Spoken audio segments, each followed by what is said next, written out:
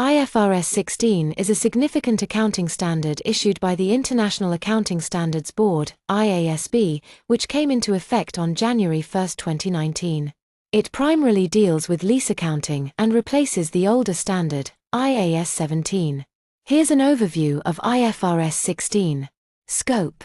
IFRS 16 applies to all leases, including subleases, except for certain exemptions such as leases of intangible assets, leases of biological assets, and short-term leases, leases with a term of 12 months or less. Recognition. Under IFRS 16, lessees are required to recognize most leases on their balance sheets as right-of-use assets and lease liabilities, eliminating the distinction between operating and finance leases that existed under IAS 17. Measurement. The right-of-use asset is initially measured at the present value of lease payments, while the lease liability is also measured at the present value of lease payments, discounted using the lessee's incremental borrowing rate unless the rate implicit in the lease can be readily determined. Presentation. Lessees present the right-of-use asset separately from other assets on the balance sheet, and the lease liability separately from other liabilities. Disclosure.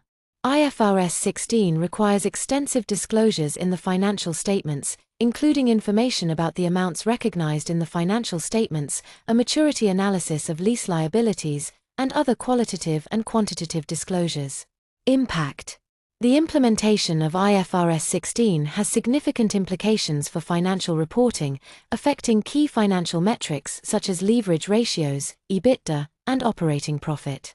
It also changes how entities assess lease contracts and their financial implications.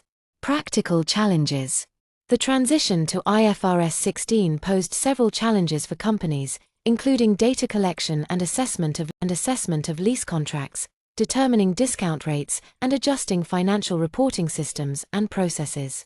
Overall, IFRS 16 aims to provide more transparency and a clearer representation of lease obligations on the balance sheet, giving users of financial statements a better understanding of an entity's financial position and performance related to leases.